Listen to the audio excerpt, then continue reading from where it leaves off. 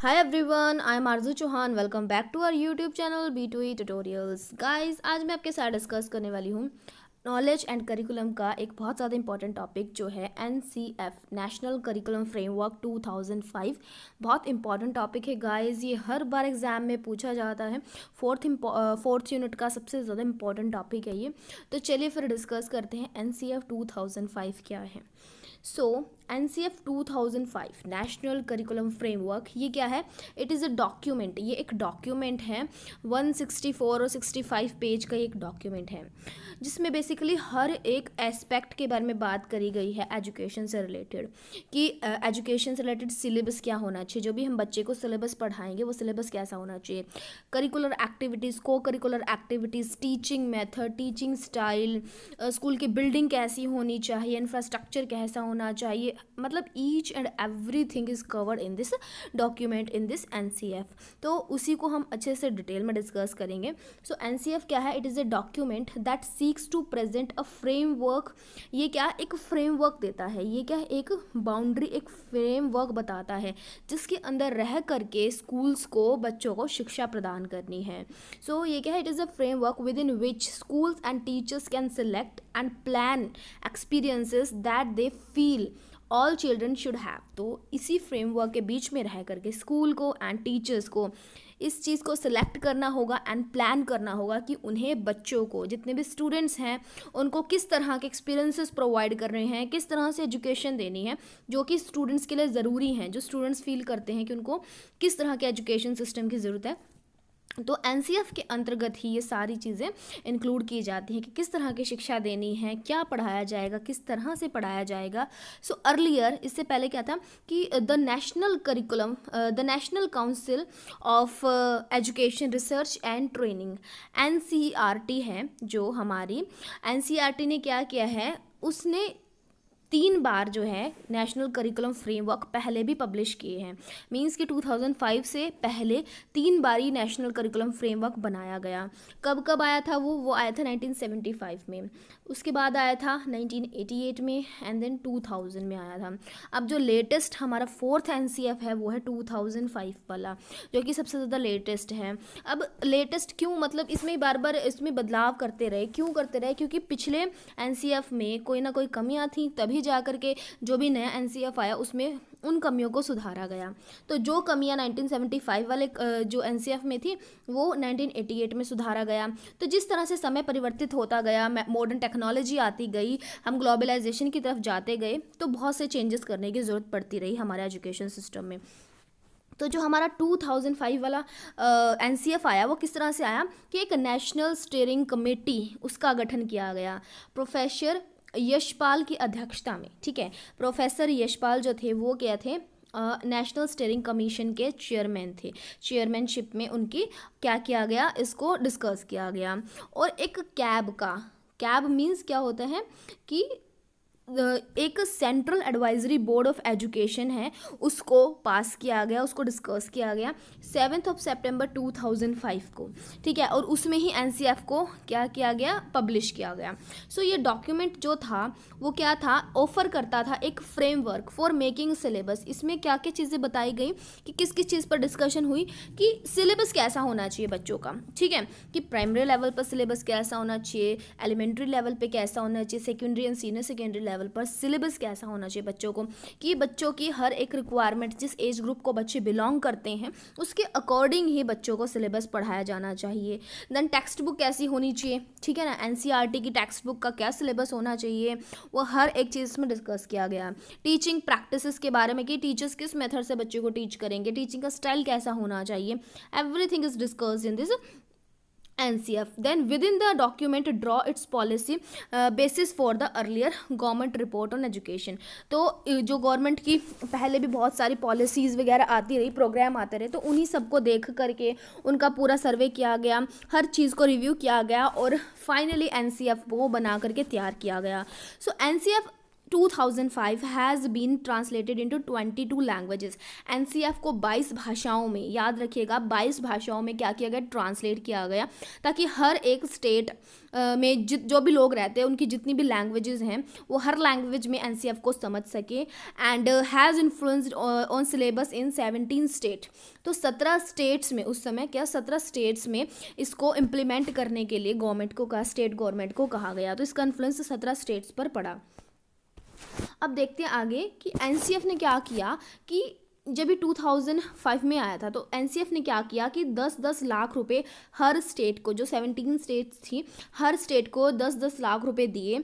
और ये कहा गया कि जो आपका एग्जिस्टिंग करिकुलम है, जो आप एग्जिस्टिंग तरीके से बच्चों को पढ़ा रहे हैं, उसको आप चेंज करिए, ठीक है, आप हमारे अकॉर्डिंग उस चीज़ को चेंज करिए, सिलेबस को चेंज कीजिए, टीचर की पढ़ाने के तरीक़ों को चेंज कीजिए, स्कूल के इंफ्रास्ट्रक्चर, बिल्डिंग को, हर चीज़ को हमारे अकॉर्डिंग चेंज कीजिए और फिर कंपेयर करके देखिए। चेंज करने के बाद आप उसको इम्प्लीमेंट करते रहिए और फिर उसको चेंज करने के बाद देखिए कि क्या फ़र्क नज़र आया, कि जो पहले चल रहा था वो चीज़ बेहतर थी या जो हम बता रहे हैं वो बेहतर था।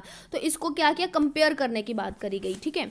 सो 10 लाख रुपए दिए ईच स्टेट को प्रमोट करने के लिए NCF, the language of the state and to compare its syllabus with the proposed syllabus. तो जो उनका सिलेबस एग्जिस्टिंग उसको जो एनसीएफ ने प्रपोज्ड किया है उसके साथ कंपेयर करके देखिए और ये देखिए कि जो हम प्लान चाहते थे, जो हम चाहते थे कि हो, क्या वो हुआ है, ठीक है।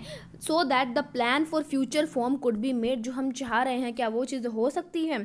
So this exercise is being carried out the improvement of state council of education, SCERT and diet, district institute of education and training. तो NCERT के लिए सब कुछ करना इतना ज़्यादा मुश्किल था, वो खुद से नहीं कर पा रही थी, तो उसने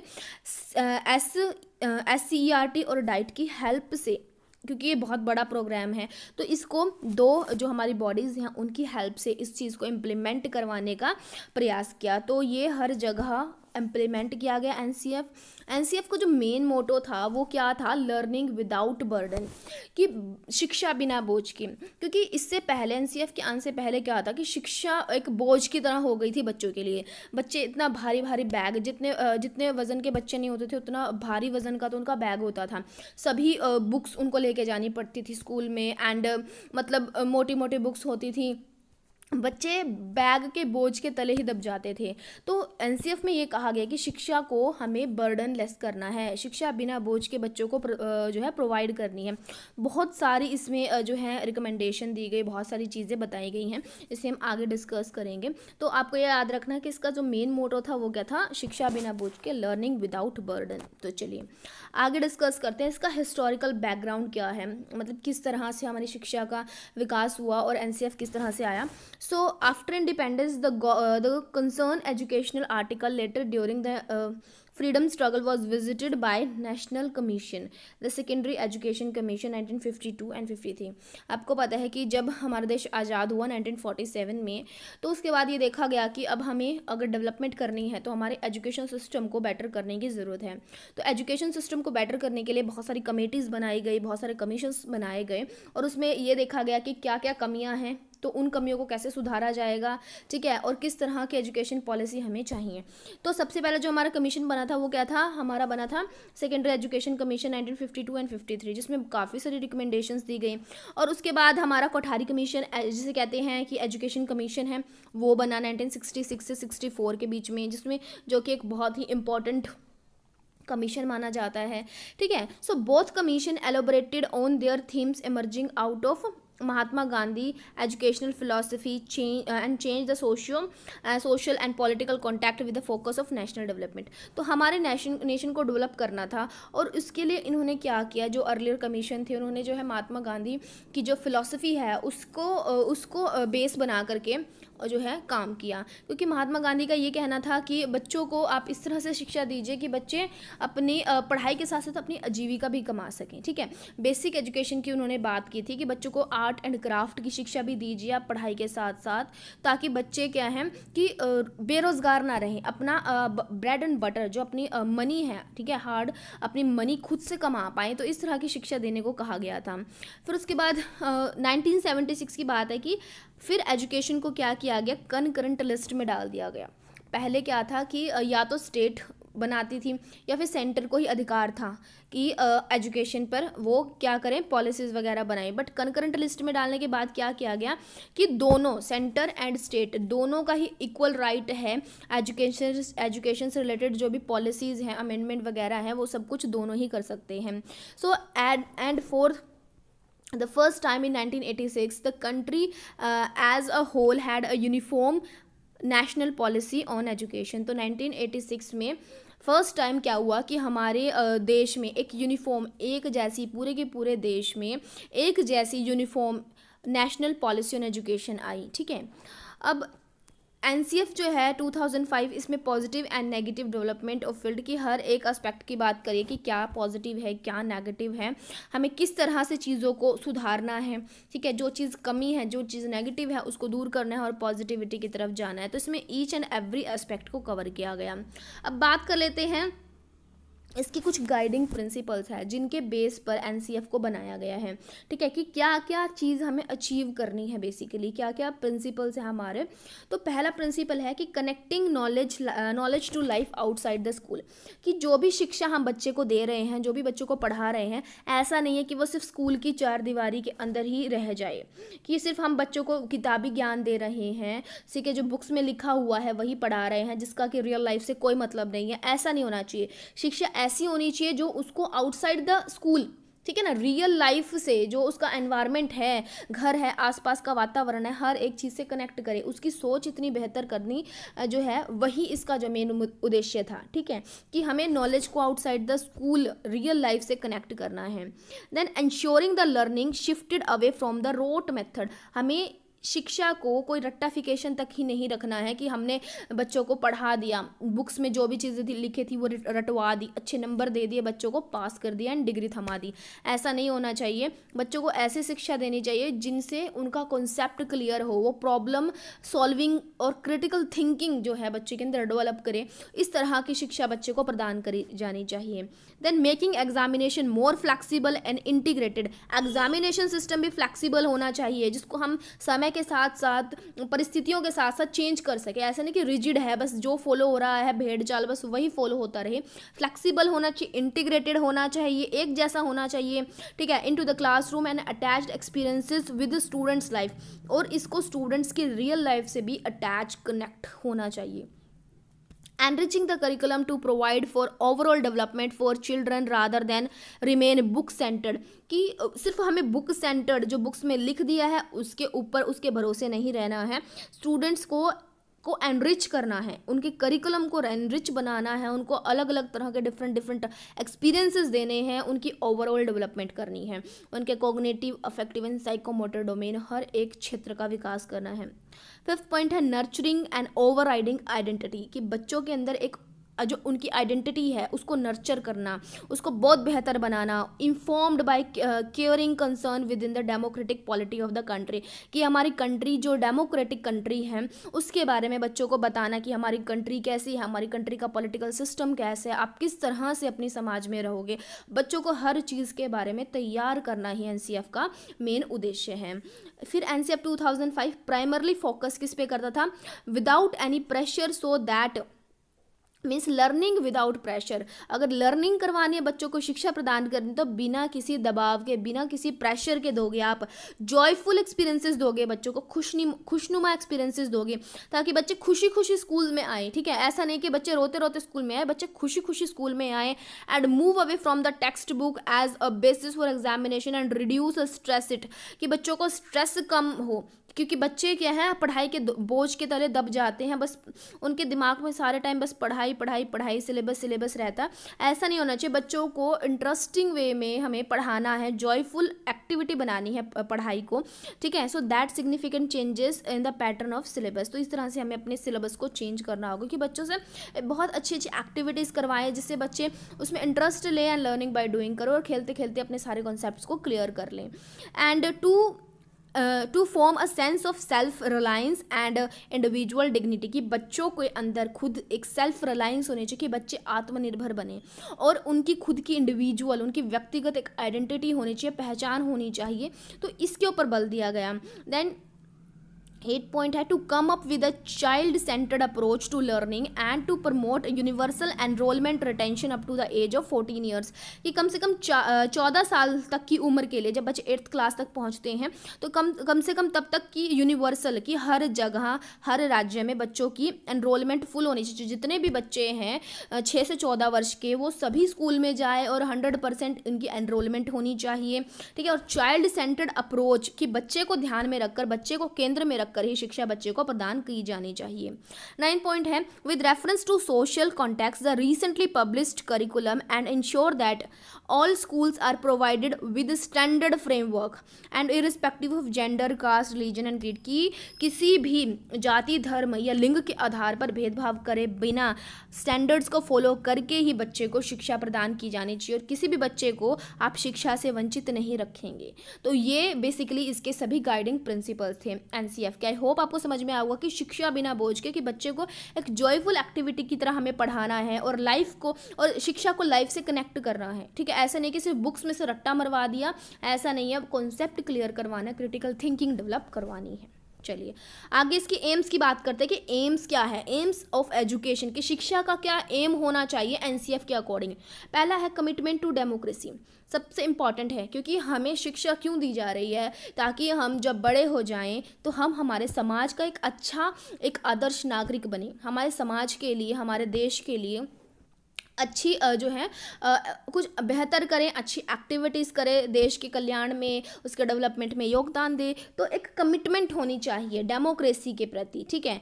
and the values of equality, justice and freedom, बच्चों के अंदर वैल्यूज़, एक अच्छे मोरल जो हमारे मूल्य है, नैतिक मूल्य है, वो डालने हैं हमें बच्चों में, कि बच्चे सबको इक्वल समझे, जस्टिस, न्याय की तरफ ध्यान दें, ठीक है, कि सबके साथ हमें न्याय करना है, कोई ऊंचा नहीं है, कोई नीचा नहीं है, कोई अमीर नहीं है, कोई गरीब नहीं, सब एक समान है, सब मनुष्य हैं, ठीक है। फ्रीडम, स्वतंत्रता की तरफ ध्यान दें। तो इस तरह से हमें बच्चे को बनाना है। कंसर्न फॉर अदर्स वेलबींग, दूसरों की तरफ भी हमें ध्यान देना है, ये नहीं कि सिर्फ अपने बारे में स्वार्थी होकर सोचना है, दूसरों की वेलबींग के बारे में भी सोचना है। सेक्युलरिज्म की बात की गई कि सभी धर्म जाति के लोग एक समान है, कोई धर्म बड़ा नहीं है, ठीक है। Respect for human dignity and right, तो ह्यूमन की डिग्निटी का और उसके अधिकारों का हमें क्या करना है, रिस्पेक्ट करना है।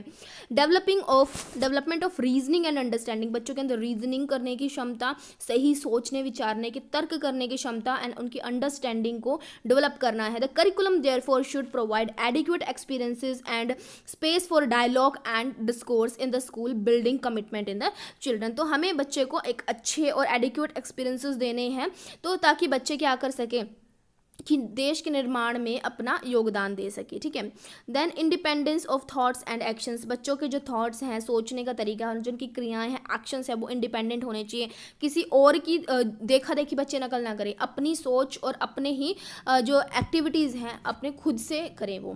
देन वैल्यू बेस्ड डिसीजन हो बच्चों का, ठीक है, सोच समझ के वैल्यू बेस्ड डिसीजन होना चाहिए, ऐसे नहीं कि बस जो दूसरे कर रहे हैं वही हम कर लें। And both independently and collectively, दूसरों के साथ मिलजुल करके वो काम करें, ठीक है। Then sensitivity to others wellbeing and feeling, दूसरों की फीलिंग्स का ध्यान रखे और दूसरों की वेलबींग्स का ध्यान रखे। And knowledge and understanding of the world, की दुनियादारी की सोच हो, समझ हो उनको, ठीक है। रैशनल कमिटमेंट टू वैल्यूज़, तो उनकी सोच जो है वो रैशनल होनी चाहिए, विवेकशील होनी चाहिए। तो बेसिकली ये जो है एम है एनसीएफ का, कि एजुकेशन का ये एम होना चाहिए कि शिक्षा अगर हमें प्रदान की जा रही है, बच्चे स्कूल जा रहे हैं तो बच्चे ये सभी नैतिक मूल्य सीख कर आए पढ़ाई के साथ साथ, ठीक है। तो आगे बात करते हैं करिकुलम कैसा होना चाहिए। Area, curriculum area, school stages and assessment किस तरह से होनी चाहिए, बेसिकली इसके बारे में बात करते हैं हम कि करिकुलम कैसा होना चाहिए हमारा, ठीक है। So the main area element of curriculum planning have remained remarkably long time. So उसमें देखिए हम सीधा आते हैं कि क्या क्या होना चाहिए। सबसे पहले लैंग्वेज की बात की गई है कि किस तरह की लैंग्वेज हमें बच्चे को पढ़ानी चाहिए। सो एनसीएफ ने 3 लैंग्वेज फॉर्मूला की बात की थी कि बच्चों को कम से कम, आप पढ़ा रहे हैं तो बच्चों को कम से कम 3 लैंग्वेज आनी चाहिए। एक तो उसकी मदर टंग आनी चाहिए, ठीक है, जो वो जो भी उसकी जहाँ भी जिस क्षेत्र का है वो उस क्षेत्र की उसे भाषा आनी चाहिए। हिंदी आनी चाहिए, इंग्लिश आनी चाहिए, उसके साथ साथ बच्चे को कोई भी एक मॉडर्न लैंग्वेज आनी चाहिए, ठीक है। तो अभी हम उसे डिस्कस करते हैं। So 3 language formula is an attempt to address the challenge and opportunities of the negative situation in India. कि आज का आपको पता है आज का वर्ल्ड बहुत कॉम्पिटिटिव वर्ल्ड है, ठीक है, बहुत सारे चैलेंजेस फेस करने पड़ते हैं। तो उसके लिए कोई भी नेगेटिव सिचुएशन को फेस करने के लिए बच्चों को कम से कम अच्छे तरीके से लैंग्वेज बोलनी आनी चाहिए, ठीक है। And it needs to be followed both in letter and spirit. So the following guidelines may help to achieve this aim. So language जो है teaching need to multilingual not only in terms of number of languages offer but also in terms of evolving strategies that would be multilingual classroom as a resource. तो multilingual जो है उसकी बात की गई है कि बच्चों को जब आप क्लासरूम में पढ़ा रहे हैं तो उनको मतलब अलग अलग लैंग्वेजेस का इस्तेमाल करके पढ़ाना चाहिए, क्योंकि एक क्लासरूम में अलग अलग लैंग्वेज बोलने वाले बच्चे होते हैं, ठीक है। तो उन सब को आपको केटर करना है, तो टीचर को इस तरह से अपने रिसोर्सेज और टीचिंग एड्स को बनाना चाहिए कि उसको क्लासरूम में क्या है कि बच्चों को मल्टीलिंगुअल लैंग्वेज ऑफर करनी चाहिए, ठीक है। मल्टीलिंगुअल का ये मतलब है कि नंबर ऑफ लैंग्वेज आप ज़्यादा ऑफर कर रहे हो, बट ऐसे बोलनी चाहिए, ऐसी स्ट्रैटेजी बनानी चाहिए कि बच्चे उस चीज़ को समझे भी, उस चीज़ को सीखे भी, ठीक है। उसके साथ साथ क्या है कि children will receive multilingual education from outset. The 3 language formula need to be implemented in its spirit. तो 3 लैंग्वेज फार्मूला को हमें स्कूल में इम्प्लीमेंट करना है, उसे प्रमोट करना है। Multilingual communicative abilities for a multilingual country. तो हमारे देश में आपको पता है कि कितनी सारी भाषाएं बोली जाती हैं, ठीक है। तो उसी के अकॉर्डिंग बच्चों को हमें ऐसे बनाना है कि बच्चे जहाँ भी जाए, जिस भी जगह जाए, तो वहाँ बच्चे असहाय महसूस ना करें खुद को लैंग्वेज के लिए। तो बच्चों को हमें डिफरेंट लैंग्वेजेस सिखानी चाहिए।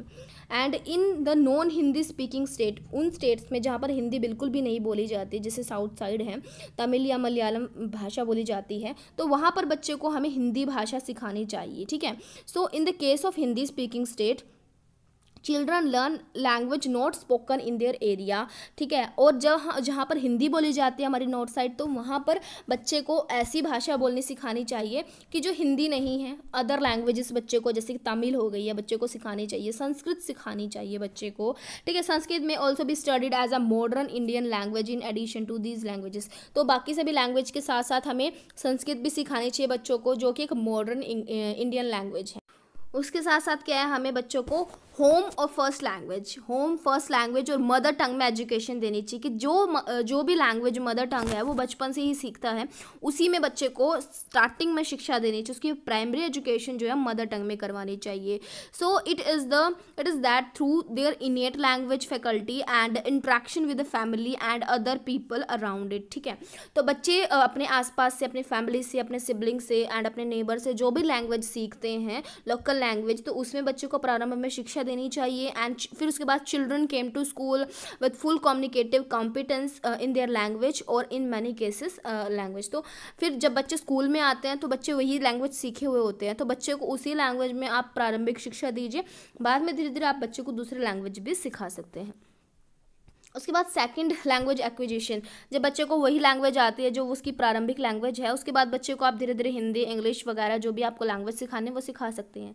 एंड इंग्लिश भी इंपॉर्टेंट लैंग्वेज हो चुकी है, क्योंकि आपको पता है कि आज का जो हमारा टाइम है वो कितना कॉम्पिटिटिव वर्ल्ड है हमारा, तो इंग्लिश लैंग्वेज आनी बहुत ज़्यादा ज़रूरी है। So English in India as a global language, English एक ग्लोबल लैंग्वेज मानी जाती है। And in a multilingual country, जो इंडिया हमारा मल्टीलिंगुअल कंट्री है, so a variety of ranges of English teaching situations prevail here owing the twin factors of proficiency in English and people's exposure English outside the school. तो English जो है वो हम हर जगह ही बोली जाती है। आपको किसी से भी अगर डील करनी है, अगर आपको उसकी लैंग्वेज नहीं आती, तो पर आप इंग्लिश में अगर उससे बात करते हैं किसी और पर्सन से, तो वो आपकी बात समझ जाता है। तो इंग्लिश जो है एक मॉडर्न लैंग्वेज है, एंड इंग्लिश तो मतलब सबको ही आनी जो है इस लेवल पर चाहिए, तो इंग्लिश से ईजिली कम्युनिकेट किया जा सकता है। देन मैथमेटिक्स की बात करते हैं। इसमें मैथमेटिक्स किस तरह से बच्चे को पढ़ाया जाना चाहिए, ठीक है। So developing children ability for mathematisation is main goal of mathematics education. तो बच्चे को मैथमेटिक्स अगर पढ़ा रहे हो तो आप, तो बच्चे को बेसिक कैलकुलेशन वगैरह जो है वो आनी चाहिए। So the narrow aim of mathematics is to develop full capabilities, particularly those of numeracy, number and number operation, measurement, decimal and percentage. तो बच्चे को कम से कम जो भी आप पढ़ा रहे हो, तो बच्चे को परसेंटेज निकालना, मेजरमेंट करना, डेसिमल, नंबर सिस्टम, न्यूमरेसी, ये सब कुछ बच्चों को ऑपरेशन करने आने चाहिए। एंड विजन क्या है, vision for school mathematics. So children learn to enjoy mathematics rather than fear it. तो मैथमेटिक्स को आप इस तरह से बच्चे को पढ़ाएंगे, इस तरह से करिकुलम डिज़ाइन किया जाएगा कि बच्चे मैथ से डरे नहीं, उसको इंजॉय करें, ठीक है, और फियर उससे डरे नहीं, इंजॉय करें। And children learn important mathematics is more than formula and mechanical process. तो मैकेनिकल प्रोसीजर या फिर फार्मूलाज लर्न करने की जगह मैथमेटिक्स को बहुत अच्छे से समझें और उसको क्या है अपने ईजी फॉर्म में जो है वो समझें एंड उसको करें, ठीक है, क्वेश्चंस को सॉल्व करें। And children see mathematics as something to talk about, to communicate through and discuss among themselves, to work together on. तो मैथमेटिक्स में क्या है कि बच्चे को मैथमेटिक्स करते हुए दूसरों के साथ भी टॉक, मतलब कम्युनिकेट करना चाहिए, दूसरे स्टूडेंट्स के साथ कम्युनिकेट करना चाहिए, प्रॉब्लम्स को डिस्कस करना चाहिए और ग्रुप वर्क में जो है वो काम करना चाहिए। इससे प्रॉब्लम्स आसानी से सॉल्व होती हैं एंड अंडरस्टैंडिंग बेहतर होती है। Children pause and solve meaningful problems. तो चिल्ड्रंस को क्या है पॉज लेना चाहिए और डिफरेंट और डिफ़िकल्ट जो प्रॉब्लम्स है उसका सोल्यूशन निकालना चाहिए, ठीक है। ज़्यादा से ज़्यादा मैथमेटिक्स की प्रॉब्लम को सॉल्व करना बच्चे को आना चाहिए। Children use abstraction to perceive relationship, to see structure, reason out, think and argue truth and felicity of the statement. तो बच्चे को एब्स्ट्रैक्शन जब आप सिखा रहे हैं तो बच्चे को एब्स्ट्रैक्शन के साथ आप क्या है रिलेशनशिप का स्ट्रक्चर भी समझा सकते हैं कि किस तरह से चीज़ों को जोड़ा जाता है, ठीक है। तो मतलब कि learning by doing and different तरीके से, ठीक है, जितने भी बेहतरीन तरीके से टीचर पढ़ा सकता है उस तरह से टीचर को बच्चों को पढ़ाना चाहिए। Children understand the basic structure of mathematics. Arithmetic बच्चे को आना चाहिए, अलजेब्रा, जियोमेट्री, ट्रिग्नोमेट्री आना चाहिए and the basic content of area of mathematics, ठीक है, सब्सट्रैक्शन, जनरलाइजेशन। तो ये सब कुछ बच्चे को इस लेवल पर सिखाया जाना चाहिए स्कूल लेवल पर। अब बात कर लेते हैं हम कंप्यूटर साइंस की, कि कंप्यूटर साइंस बच्चे को पढ़ाना चाहिए क्योंकि आज की जो टेक्नोलॉजी है तो उसमें आपको कंप्यूटर आना बहुत ज़्यादा ज़रूरी है। So the tremendous effectiveness of the computer and computing technology in shape of modern society has created the need for educated public that can utilise such technology most effectively for the betterment of the society and mankind. तो society के betterment के लिए भी और Mankind की, human being की betterment के लिए भी हमें टेक्नोलॉजी बहुत ज़्यादा अच्छे से आनी चाहिए। तो बच्चों को टेक्नोलॉजी के बारे में, कंप्यूटर के बारे में हमें एजुकेट करना चाहिए, ठीक है। So therefore growing realisation of the need of have a place of these domains knowledge in the school curriculum. So school curriculum में हमें एजुकेशन को, कंप्यूटर एजुकेशन को जो है वो डालना चाहिए और बच्चों को, सभी बच्चों को हमें कंप्यूटर की शिक्षा देनी चाहिए, ठीक है। बेसिक कंप्यूटर्स तो ज़रूर सिखाना चाहिए। ए distinction must be made between the information technology IT curriculum and which involve the use of application tools of information computer age and the computer science curriculum। तो कंप्यूटर साइंस जो है उसका curriculum जो है हमें तैयार करना चाहिए कि बच्चों को सभी इलेक्ट्रॉनिक की चीज़ें जो भी हैं उनके बारे में और कंप्यूटर के एप्लीकेशन सॉफ्टवेयर के बारे में नॉलेज दी जाए कि किस तरह से कौन सा फंक्शन किया जाता है कंप्यूटर के द्वारा। So which is concerned with how these tools are designed to deployed and those both of these have their places in school education। क्योंकि आज के टाइम में क्या है कि बहुत सारी जो हम बच्चे को टॉपिक्स है वो पावर पॉइंट प्रेजेंट के थ्रू या फिर किसी भी तरीके से हम बच्चे को कंप्यूटर के द्वारा पढ़ाते हैं। तो टीचर को बहुत अच्छे से ये सारी चीज़ों के बारे में पता होना चाहिए। तो टीचर जो है कंप्यूटर के द्वारा इन सब चीज़ों को डिज़ाइन करे और बच्चों को डिप्लॉय करे, बच्चों को बताए, क्योंकि इसका अपने आप में ही एजुकेशन में बहुत ज़्यादा इम्पोर्टेंट रोल होता है। तो बच्चों को कंप्यूटर की शिक्षा देनी चाहिए। उसके साथ साथ साइंस कैसी होनी चाहिए, साइंस पढ़ानी चाहिए बच्चों को। तो science is a dynamic expanding body of knowledge covering ever new domains of experiences. तो साइंस क्या है, एक बहुत ही डायनेमिक, एक गतिशील जो है वो एक सब्जेक्ट है, ठीक है, क्योंकि इसमें डिफरेंट क्या होते रहते हैं, इनोवेशंस होती रहती हैं, एक्सपेरिमेंट्स होते रहते हैं। तो बच्चों को हर एक चीज़ के बारे में हमें नॉलेज देनी चाहिए, न्यू एक्सपीरियंसेस देने चाहिए, जो भी चेंजेस आ रहे हैं उसके बारे में बताना चाहिए। इन्हें प्रोग्रेसिव फॉरवर्ड लुकिंग सोसाइटी, हमारी सोसाइटी जो है वो प्रोग्रेस कर रही है, आगे की तरफ जा रही है। So science can play a truly liberating role helping other people escaping the vicious cycle of poverty. तो जो हमारी साइंस है वो क्या है कि लिबरेट कर रही है लोगों को, ठीक है, समझा रही है, पढ़ा रही है, लोगों को चीज़ें सिखा रही है, और इसी साइंस के द्वारा हम जो हमारी गरीबी है उसको दूर कर सकते हैं, जो गरीबी का साइकिल है उसको तोड़ सकते हैं, नए नए इनोवेशंस ला सकते हैं। इग्नोरेंस एंड सुपरस्टिशंस जो है, हमारे अंधविश्वास हैं, पुरानी विचारधाराएं हैं, हम साइंस के द्वारा उन सब चीज़ों को छोड़ सकते हैं। So the advance in science and technology has transform traditional field of work such as agriculture and industry, led to emergence of wholly new field of work. Good science education is true to the child, true to the life and true to the science. तो क्योंकि आपको पता है कि नए नए innovations हो रहे हैं, तो हमारे एग्रीकल्चर में भी नए नए टेक्निक्स का इस्तेमाल करके हम खेती कर रहे हैं, इंडस्ट्री में भी मशीनरी हैं और बहुत सारी चीज़ें हैं, हम न्यू साइंस टेक्नोलॉजी के थ्रू कर रहे हैं, तो बहुत अच्छा प्रोडक्शन होता है। तो साइंस जो है वो बहुत अच्छी फील्ड है, तो ये बच्चे के लिए भी बहुत सही है, हमारी लाइफ के लिए भी सही है। साइंस जो है बहुत ही इम्पॉर्टेंट सब्जेक्ट माना जाता है। उसके साथ साथ सोशल साइंस की भी बात करिए तो सोशल साइंस कैसी होनी चाहिए। So because the social science tends to consider non utility subject and are given less importance than the natural sciences. तो साइंस को ज़्यादा इंपॉर्टेंस दी जाती है और सोशल साइंस को जो है थोड़ी कम ही इंपॉर्टेंस दी जाती है, तो क्योंकि ये एक नॉन यूटिलिटी सब्जेक्ट माना जाता है। So it is necessary to emphasise that they provide the social cultural analytical skill required to adjust to an increasingly independent world.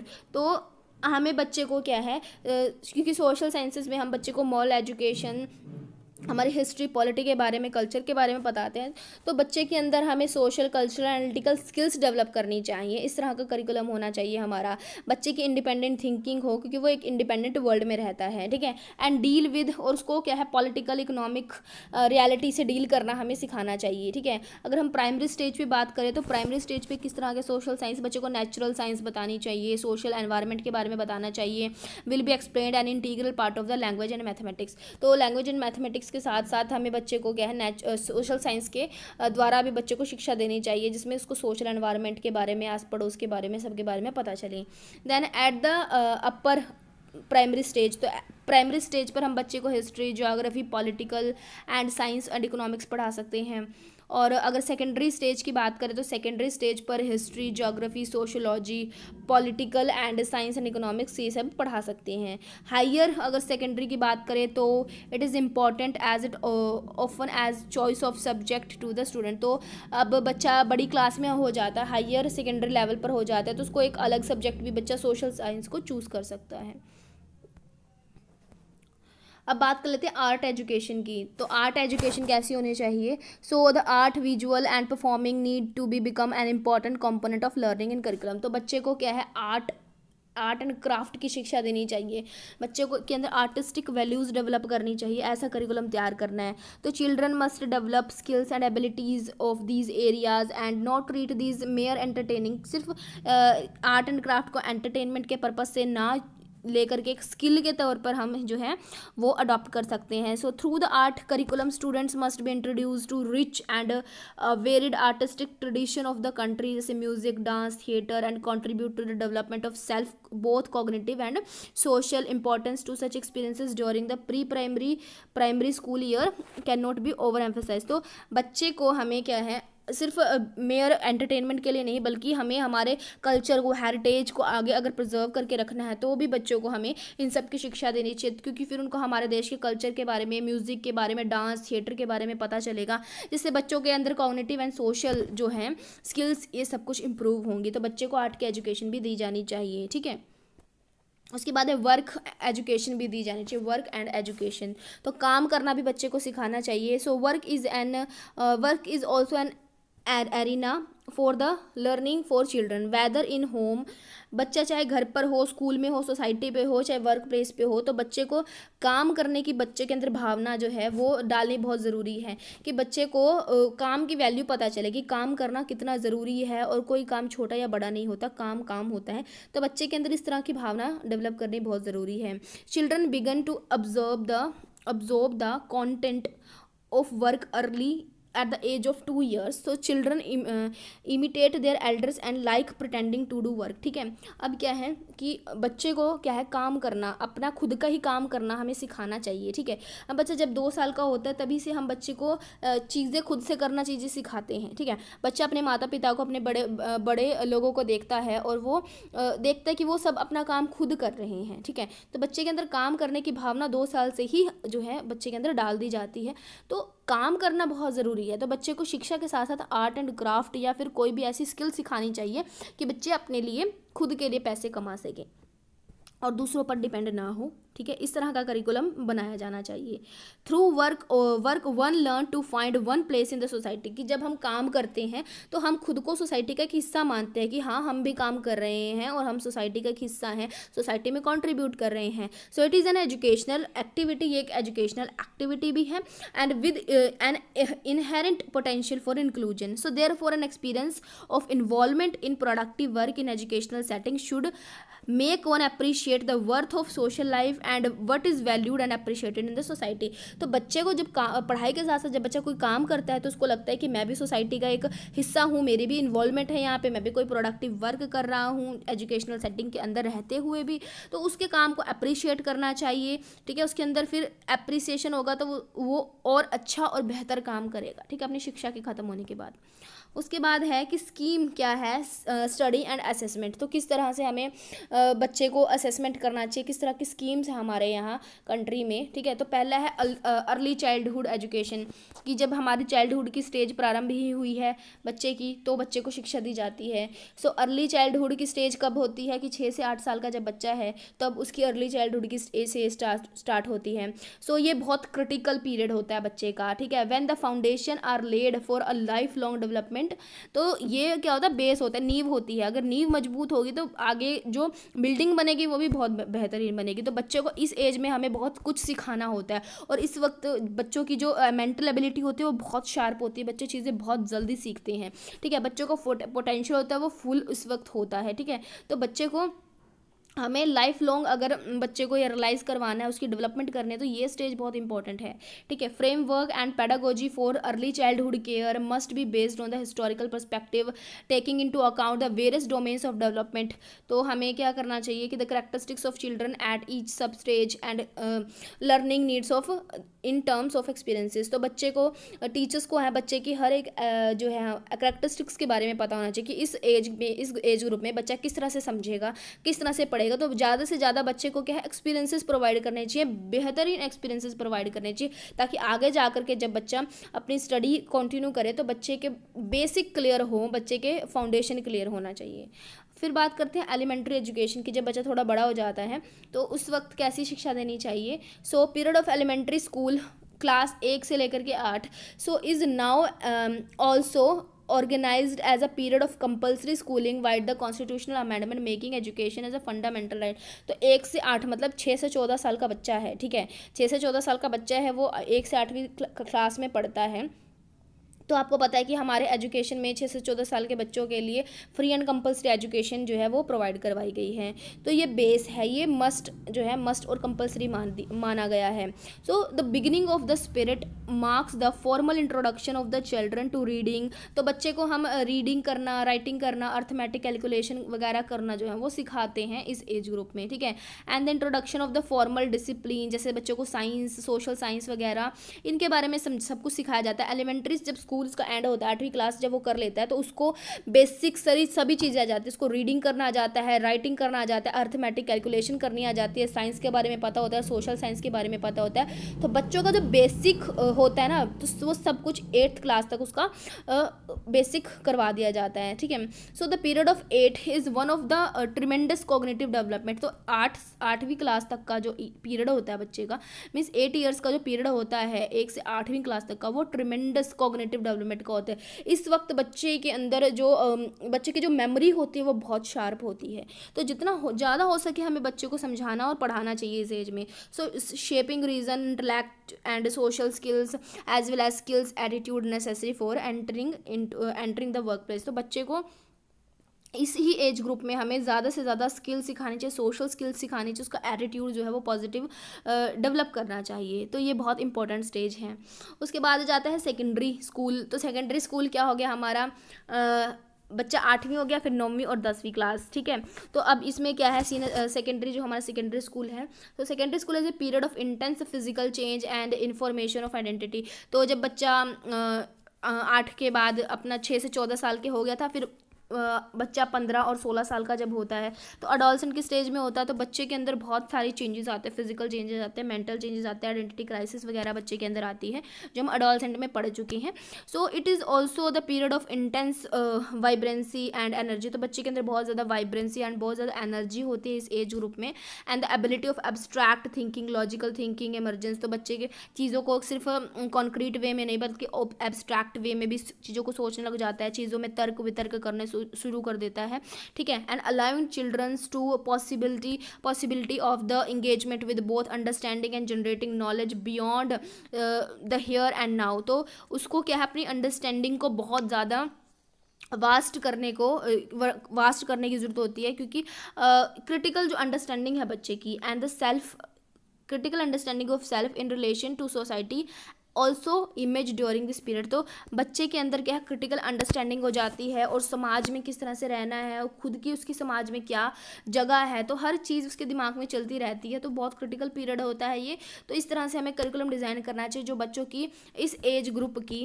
बच्चों की जो भी ज़रूरतें हैं उसको पूरा कर सकें। उसके बाद बात करते हैं हायर सेकेंडरी लेवल। तो अब हायर सेकेंडरी लेवल क्या हो गया हमारा, 11th एंड 12th क्लास में जब बच्चा जाता है, ठीक है।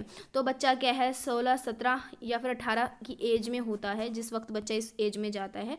So current spirit of 2 years students make a choice based on their interest, aptitude and need regarding their future. तो बच्चे को ये ऑप्शन दिया जाता है ना स्कूल में, क्योंकि 11वीं 12वीं में बच्चे अपने लिए स्ट्रीम चूज़ कर सकता है कि बच्चे को आर्ट्स में जाना है, मेडिकल में, नॉन मेडिकल में, कॉमर्स में जाना है। तो बच्चा अपने इंटरेस्ट, एटीट्यूड एंड एप्टीट्यूड के अकॉर्डिंग 2 साल का अपने लिए क्या सोच लेता है, अपने लिए स्ट्रीम चूज़ कर लेता है। And the possibility of choosing optional courses of studies for exploring and understanding the different area of knowledge both in relation to one's interest and one's future. तो वो उसको पता होता है कि मुझे फ्यूचर में क्या करना है, किस फील्ड में जाना है। कि किसी को डॉक्टर बनना है तो वो मेडिकल चूज़ करेगा, किसी को कॉमर्स में जाना है, किसी को बिजनेसमैन बनना है, बैंक में जॉब करनी है, ये जो भी उसको चाहिए, ठीक है।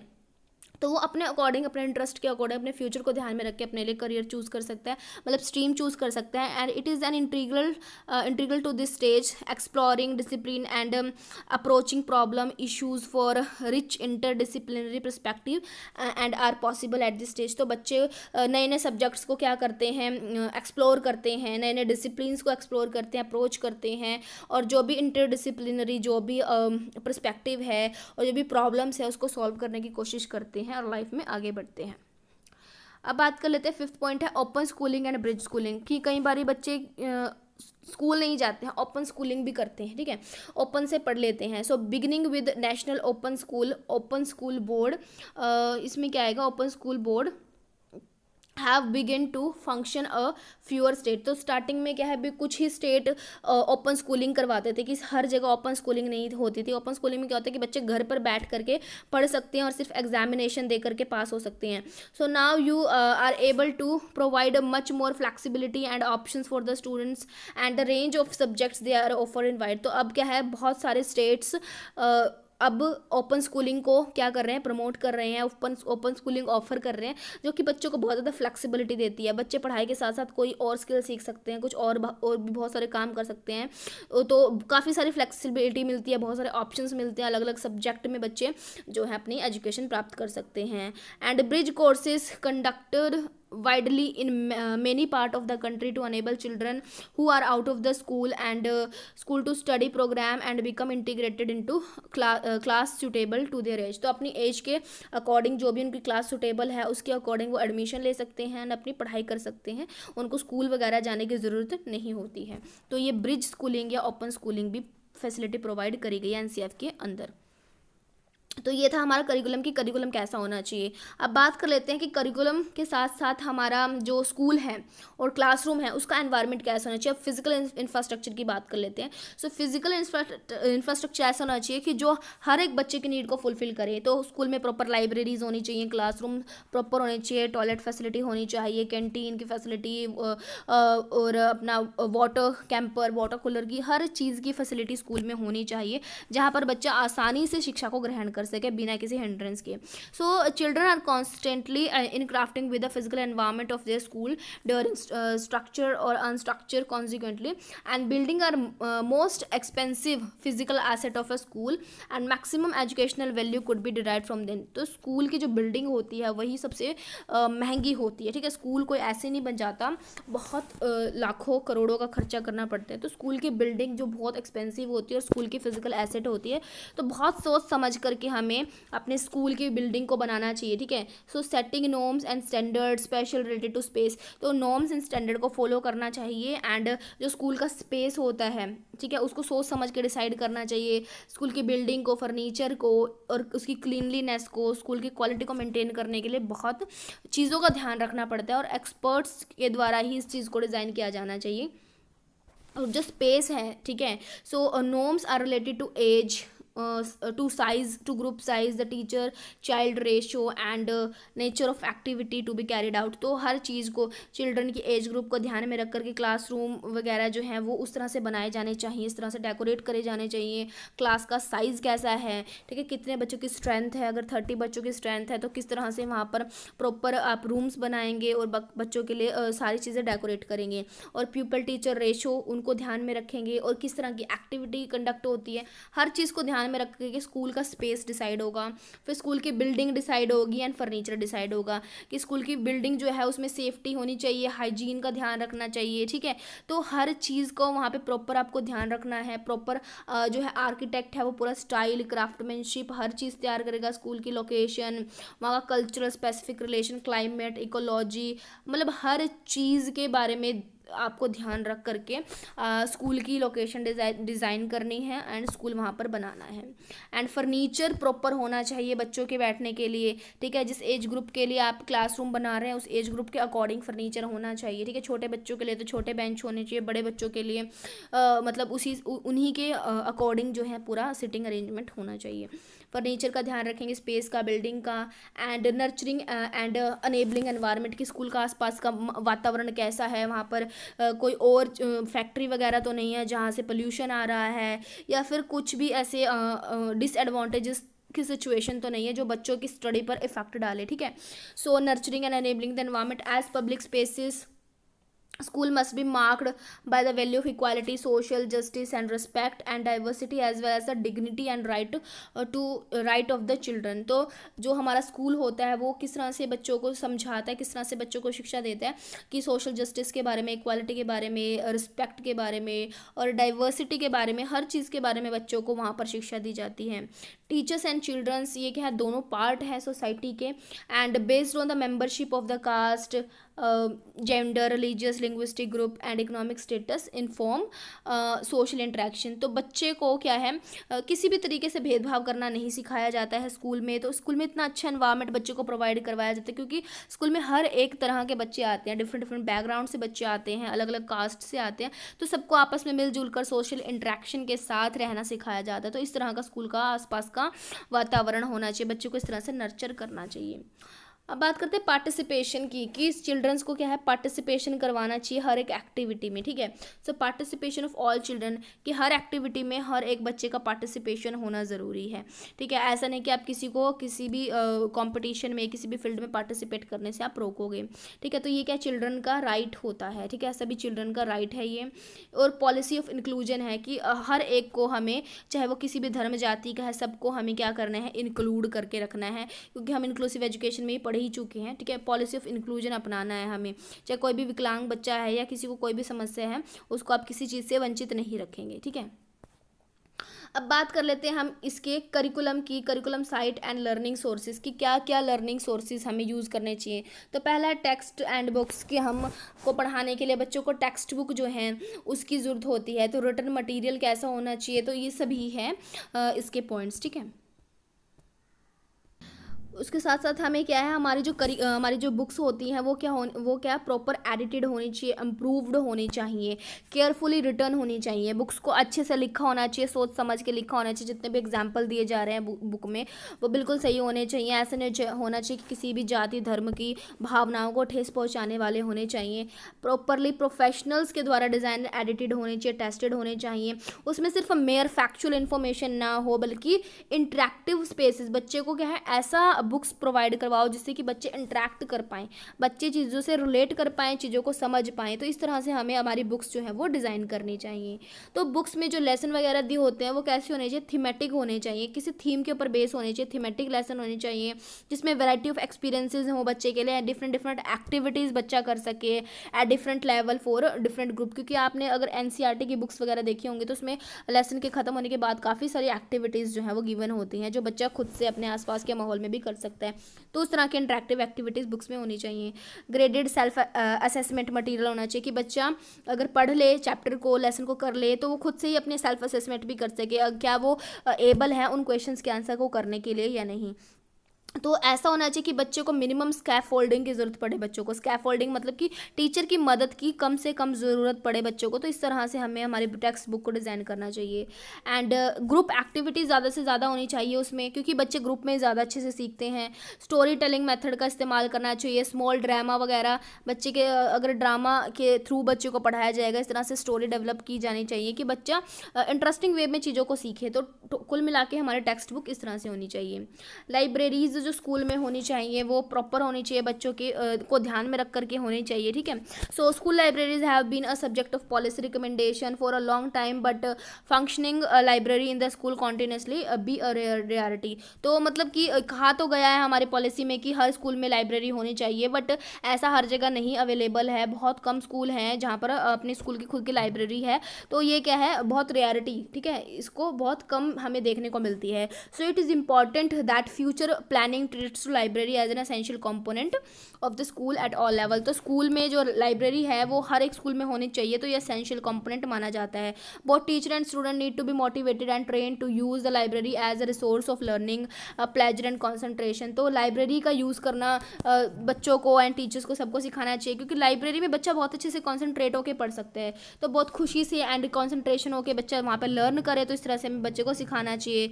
The school library should be conceptualised as an intellectual space. तो जो लाइब्रेरी है वो ऐसी बनाई जानी चाहिए कि जो कि आपके कॉन्सेप्ट को और आपके इंटेलेक्चुअल स्पेस को बहुत अच्छा कर सके, ठीक है, इंटेलेक्चुअल स्पेस आपके अंदर डेवलप कर सके।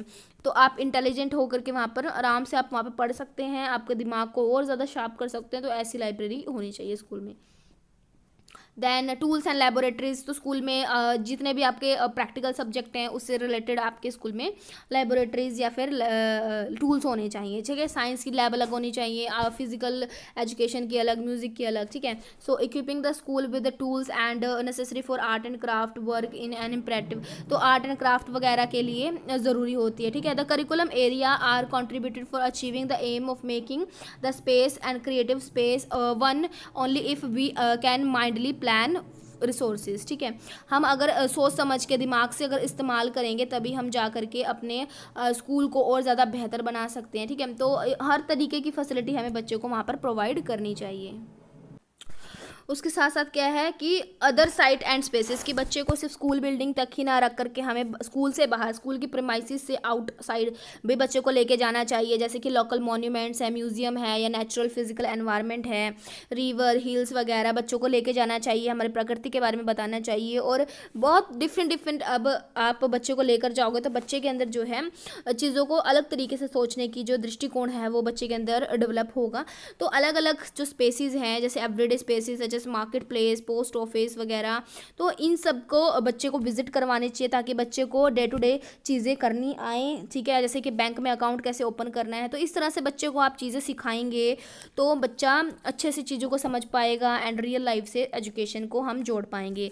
तो इस तरह से हम बच्चों को अदर साइट्स हैं वो भी उनकी भी विजिट करवा सकते हैं। अब बात करते हैं वर्क सेंटर्ड एजुकेशन की, कि हमारी एजुकेशन ऐसी होनी चाहिए जो बच्चे को वर्क जो काम है उसके प्रति पॉजिटिव एटीट्यूड डेवलप करे। तो इस तरह से हमें बच्चे को सिखानी चाहिए वर्क सेंटर्ड एजुकेशन, ताकि उसके अंदर क्या है हमारे जो नेचुरल एनवायरनमेंट है उसके प्रति और लोगों के प्रति और काम के प्रति एक पॉजिटिव और थिंकिंग और पॉजिटिव एटीट्यूड जो है वो डेवलप हो पाए। तो हमें बच्चे को वर्क सेंटर्ड एजुकेशन सिखाने चाहिए। अब बात करते हैं एग्जामिनेशन रिफॉर्म की, कि एग्ज़ाम में किस तरह से हमें चेंजेस लेके आने हैं, एग्जामिनेशन सिस्टम कैसा होना चाहिए, paper setting, examination and reporting. तो पेपर इस तरह से हमें सेट करना चाहिए कि जिसमें कि जो क्वेश्चन हो वो क्वेश्चन जो है बहुत हाई लेवल के क्वेश्चन होने चाहिए, बच्चों की पूरी क्रिटिकल थिंकिंग जो है वो यूज़ हो जाए, इस तरह के क्वेश्चन फ्रेम करने चाहिए, ठीक है। सिर्फ हमने फ्रेम कर दिया क्वेश्चन, ऐसा नहीं होना चाहिए, ठीक है। जस्ट इसमें हमें सिर्फ क्वेश्चन नहीं सेट करना, हमें क्या करना है, shifted from framing good question, हमें बहुत अच्छे क्वेश्चन सेट करने हैं rather than mayor paper setting. सिर्फ पेपर सेट कर दिया ऐसा नहीं होना चाहिए, गुड क्वालिटी के क्वेश्चन जो हैं वो सेट करने चाहिए, ठीक है। सो good questions can be pulled all year around and from teachers, college professors, in the discipline, educator and state and even students. तो सभी के द्वारा मिलजुल करके हाई लेवल के क्वेश्चन जो है वो बच्चे के साथ सामने प्रेजेंट करने चाहिए ताकि बच्चों की ओवरऑल पर्सनैलिटी का डेवलपमेंट हो सके। ओपन एंडेड क्वेश्चन भी हमें रखने चाहिए एंड फ्लैक्सिबिलिटी होनी चाहिए असेसमेंट में, ठीक है। सिर्फ पेन एंड पेपर टेस्ट नहीं होना चाहिए, ओरल टेस्टिंग होनी चाहिए, ग्रुप वर्क होना चाहिए और ओपन बुक एग्जामिनेशन है उसका भी आजकल जो है इस्तेमाल किया जा रहा है। तो इस तरह से बच्चे को हर तरीके से फ्लेक्सिबिलिटी देनी चाहिए, कोई रिजिड करिकुलम या फिर रिजिड असेसमेंट नहीं होनी चाहिए। उसके बाद है board examination at the other level. So under no circumstances should board for state level examination be conducted at other stages such as 5th, 8th and 9th. Indeed, board should consider a long term measure, so making the 10th class examination optional, ठीक है। तो इसमें क्या कहा गया है कि जैसे कि पहले के टाइम में क्या होता था कि 10th क्लास जो हमारी 5th क्लास भी बोर्ड की होती थी, 8th क्लास भी बोर्ड की होती थी, ठीक है, एंड 10th भी बोर्ड की होती थी। तो अब जो बोर्ड है उसको हटा दिया गया। अब ये कहा गया कि बच्चे को है हाउस एग्ज़ाम में दिए जाएंगे, बच्चा मतलब अच्छे से खुद से सीखेगा, उसको बोर्ड के एग्ज़ाम देने का स्ट्रेस नहीं होगा। तो अब जो है 10th क्लास के एग्ज़ाम को, 10th के बोर्ड को भी ऑप्शनल कर दिया गया कि कोई चाहे तो उसको बोर्ड का रख सकता है स्टेट या फिर उसको बोर्ड से हटा सकता है। तो इस तरह से बोर्ड एग्जामिनेशन को अब हटा दिया गया, अब 12th क्लास ही बोर्ड का हो गया है। एंड एंट्रेंस एग्जाम का जो फियर होता है, स्ट्रेस होता है, वो भी रिड्यूस करने की बात करी गई है ताकि बच्चे, क्योंकि कॉम्पिटिटिव एंट्रेंस एग्जाम का बहुत ज़्यादा स्ट्रेस अपने ऊपर ले देते थे, तो उसका क्या है स्ट्रेस को लेस करने की बात करी गई है, ठीक है, ताकि बच्चे जो है बोझ के तले ना दबे। तो ओवरऑल आज की वीडियो में इतना ही। आई होप आपको समझ में आया होगा कि NCF 2005 क्या है। तो मेजर पॉइंट जो है वो मैंने कवर करने की कोशिश की है। वीडियो काफ़ी ज़्यादा लंबी हो गई है, ठीक है। तो आज की वीडियो में इतना ही, मिलते हैं आपसे नेक्स्ट वीडियो में। अगर आपको वीडियो पसंद आए तो प्लीज़ वीडियो को लाइक कीजिएगा, कमेंट करके बताइएगा वीडियो कैसी लगी। तो मिलते हैं आपसे नेक्स्ट वीडियो में, अपना ध्यान रखिए, टेक केयर, बाय बाय।